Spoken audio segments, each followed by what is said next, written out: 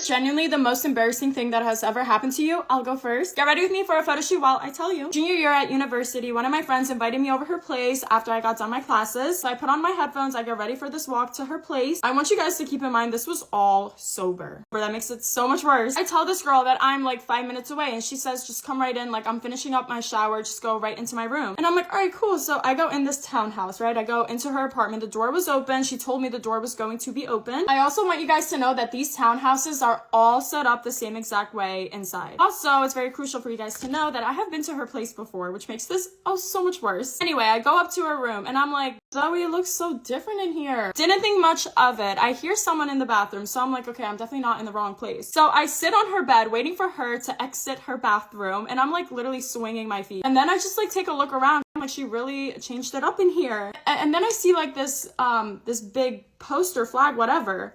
And it's of a sorority. Now, my friend is in a sorority. I'm like, whatever. Again, didn't think much of it. I was like, this girl has so much explaining to do. I take a really close look at this flag poster, whatever, of the sorority. And I'm like, Zoe, you're not in this. If you know my friend Zoe, she's very random. So I was like, knowing her, she probably like stole this and like put it up in her room. You know, I didn't think much of it. But then I'm like taking a tour of her room. Nothing in there was hers. Whose apartment did you rob? I want you guys to know that I had my headphones in because I walked to her place. You know, I had music on. When I got there, I like took one out and put it on her dresser. I see this picture framed of a family. It's not her family. Literally, I'm like, who are these people? But again, knowing her, I'm like, you definitely stole this. That's so funny. All right. I'm getting pretty impatient at this point. So I text this girl and I'm like, yo, where are you? Like, I've been waiting here. And she's like, where are you? I'm in my room. Whose room was I in? I legitimately like froze on the bed. I was like, yo, I'm in the wrong house. Made sense. I was like, whose family was that? Luckily, no one was home at that apartment. So like, I get out as fast, as swiftly as I can. I reread the message that my friend sent me and I was a number off. I was at the wrong place, bitch. Hold on, because the story quite literally gets more juicy, unfortunately. Finally make it to the right place, and I'm telling Zoe, I'm like, girl, you're not gonna believe what happened to me. So we're talking about it. We're both cracking up until, you know, my smile leaves my face, and I'm like, where's my other headphone? I left it there. I had to go back. I was just like praying that there was no one home. Zoe's cracking up at this point. She's like, Maggie. The fact that this happened to me and I had to go back there was just diabolical. Zoe looks at me, she goes, good luck. And I go, good luck for what? You're coming with me. Me and Zoe are walking to this girl's house, literally praying and hoping that no one is home. We can just make this quick and easy and just get out. Everyone was home. I knock on the door, somebody answers. Before I could even speak, the girl goes, is this your headphone?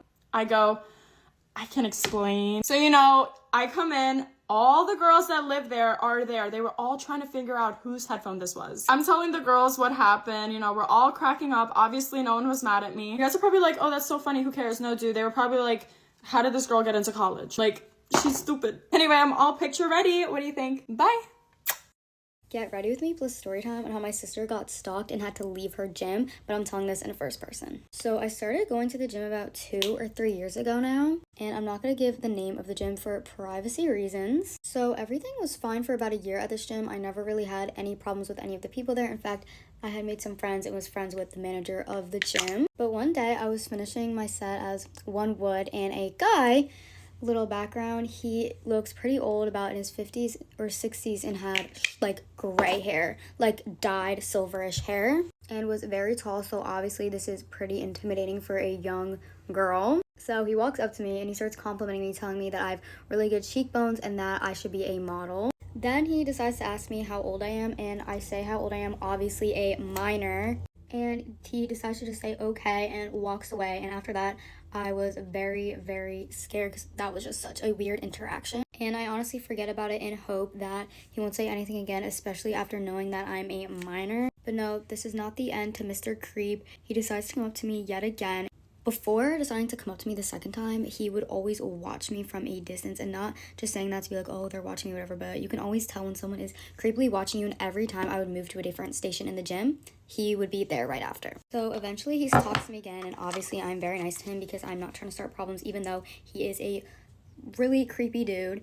But he decides to tell me that he is a cop, or former cop in this case, and that he had an ex-wife that was also the same race, which is really creepy. Like, why do I need to know this unnecessary information? So after that interaction, I start to get a little distant and not rude, but to a point where I'm a little bit hostile because I already told you I'm a minor and I don't want to talk to you anymore. And I just had enough of this creep always coming up to me and staring at me. And one day, this is another interaction that I totally forgot about, but one time I was going out to my car and he decides to come out right after me from the gym. And as I'm going out, obviously I go to my car a little bit skeptical because I hadn't noticed him at first until after, and I see him get into his car. So next time at the gym, when he came up to me, he decided to mention what car I drive. He was like, oh, you drive the white blank. And at this point, I'm already starting to get really creeped out. So I decided to tell my parents, especially my dad, who started going to the gym with me because I told him that I was just way too scared and could not go alone anymore. And one day, this is way too coincidental, but my dad was on the treadmill and he was standing right next to my creepy stalker. And my dad didn't know that it was a creepy stalker because he had never seen him before. So he decided to talk to him, as my dad is very friendly. And my gym stalker also did not know that that was my dad. And what makes this worse, which I forgot to mention, is that he was a dad, or he is a dad. Like, he literally told me he has a son. So after that interaction, and when my dad came over to me in my station, I told him that he had just been talking to the gym stalker that I warned him about. So my dad is obviously very freaked out, and he's like, oh my god, like, that guy seemed very nice. Like, that is so weird. So the next day when I went to the gym again, guess who came up to me? The gym stalker, aka Creep. And Creep comes up to me and was like, oh, who were you with yesterday? Was that your dad? And obviously I'm like, yeah, like, whatever, laughing it off, trying to be like, get the heck away from me. Like, you would think that this Creep had some decency, especially being a dad, to not do this. What's that song by Lana Del Rey? Come on, you know you like little girls? Yeah. So eventually I had to go to management because this was just getting way out of hand, but I am running out of time, so stay tuned for part 2. Love you guys. Bye. This is part 2 on how my sister got stalked at the gym to the point where she had to leave, except I'm telling this in first person. So obviously I had enough of this creepy stalker, so I decided it was time to go to management. So the next time my dad came with me to the gym, that's exactly where we went. So we get into management and we meet with this one guy who was one of the managers at the gym or something.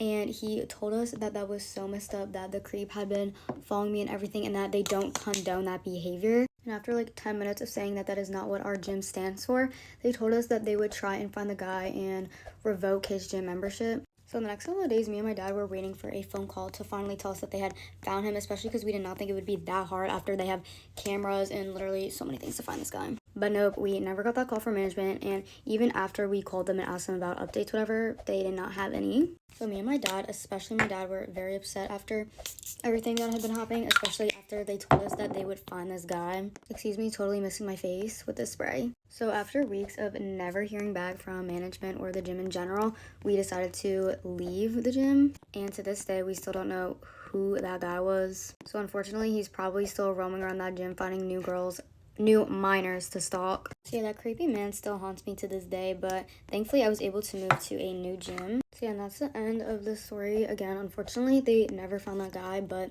just remember to always be safe and watch your surroundings. So yeah, and shout out to my sister for her story. That was so scary. But hopefully she never has to deal with a gym stalker or any stalker ever again.